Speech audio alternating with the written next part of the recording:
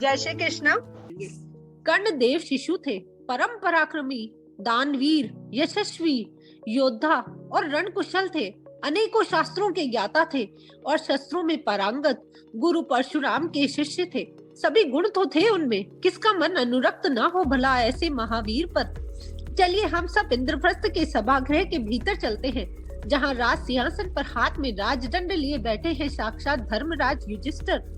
सभागृह के सौंदर्य और निर्माण कौशल ने तो कौरवों को ईर्ष्या के समुद्र में धकेल दिया था। माँ कुंती का आदेश था याज्ञसेनी को, कहा पांचाली तुम अन्नपूर्णा हो, खूब मन लगाकर अति विशिष्ट व्यंजन तैयार करना। पहली बार तुम्हारी रसोई में 100 कौरव और 5 पांडव एक साथ बैठकर भोजन करेंगे। और द्रौपदी ने माँ के आदेश के अनुसार खूब मन लगाकर अन्न, व्यंजन, खीर, मिष्टान बनाए थे। सब एक साथ भोजन करने बैठे। कृष्ण और बलराम भी साथ थे। नहीं थे तो अंगराज कर्ण, क्योंकि वे तो अतिथि गृह में ठहरे थे। माता कुंती ने अनेकों बार बुलावा भेजा, लेकिन कर्ण ने प्रस्ताव को अस्वीकार करके संदेश भेज दिया कि कर्ण कौरव और पांडव वंश के नहीं है। माता कुंती बड़ी अनमनी हो गई और द्रौपदी को छोड़कर अपने कक्ष में चली गई। दुशासन और जयद्रथ ने हास प्रयास में द्रौपदी पर चारित्रिक टिप्पणियां की तो याज्ञसेनी का मन घृणा से भर उठा। उसका चेहरा तमतमा गया और क्रोधित चेहरा देखकर युधिष्ठिर ने कहा, पांचाली इसे सहजता से लो, ये तुम्हारे देवर और नंदोई हैं, इन्हें तो इनका हास परिहास ही समझो। सबने भोजन करने के उपरांत द्रौपदी ने सभी जीव जंतुओं को भोजन दिया, लेकिन पता चला कि माँ कुंती ने भोजन नहीं किया। कारण पूछने पर माँ ने कहा, अतिथि को भूखा रहकर गृहिणी तो जल भी ग्रहण नहीं करती। अंग देश के राजा कर्ण और मेरा धर्मपुत्र कर्ण वो भूखा है, मैं उपवास ही करूंगी। द्रौपदी ने कहा, माँ आप स्वयं भोजन लेकर अतिथिशाला में उन्हें भोजन करवा कर आई, मैं थाली परोस देती हूँ। लेकिन कुंती ने कहा, द्रौपदी युधिष्ठिर के राजा बनने के बाद अब तुम साम्राज्ञी हो। कर्ण तुम्हारे अतिथि हैं और मेरा ज्येष्ठ पुत्र है, अतः तुम्हारा जेठ भी है। माया और नितंबनी को साथ लेकर जाओ और उसे भोजन करवा कर आओ, तभी मैं भोजन करूंगी। द्रौपदी बड़ी अनिच्छा से बोली, माँ आपके आदेश का पालन अवश्य करूंगी। माँ कुंती ने बड़े उत्साह से भोजन की थाली सजा कर दी। बोली, द्रुपद नंदिनी अतिथि भगवान होते हैं, उनके संतुष्ट होने पर ही भगवान संतुष्ट होते हैं। मैं कर्ण को जानती हूँ पुत्री, हर बात में धर्म, कर्म, नीति और नियम ढूंढता है। तुम स्वयं भोजन लेकर जाओगी तो वो बड़ा प्रसन्न होगा। द्रौपदी ने आदेश का पालन किया। द्रौपदी दोनों सखियों को लेकर अतिथि भवन के अंदर खाने की थाली लेकर गई और द्रौपदी द्वार पर ही खड़ी रही। कर्ण ने चकित होते हुए कहा, इतनी रात में भोजन की आवश्यकता नहीं थी, पर माँ का आदेश है तो मैं कर लूंगा। माया ने कहा, भोजन लेकर तो महारानी कृष्णा स्वयं पधारी है। सुनते ही कर्ण गंभीर हो उठे और कुंठित स्वर में बोले, महारानी का इतनी रात में अतिथि भवन में आना सर्वथा अनुचित है। माँ कुंती पुत्र मोह में इतनी अंधी हो गई कि उन्हें हित, अहित, उचित और अनुचित का भी ज्ञान भुला बैठी है।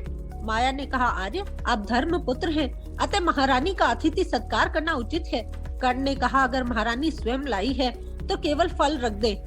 रानी कृष्णा से मैं क्षमा चाहता हूँ और तेज स्वर में बोले कि ताकि कृष्णा सुन सके। उनकी प्रतीक्षा मुझे न थी, मैं नीतिगत व्यक्ति हूँ। नारी का धर्म है एक पति ग्रहण करना और 5 पतियों की अंकशायनी को तो मैं वर नारी ही कहता हूँ, और उसके हाथ का जल स्पर्श करने से भी धर्म नष्ट होता है।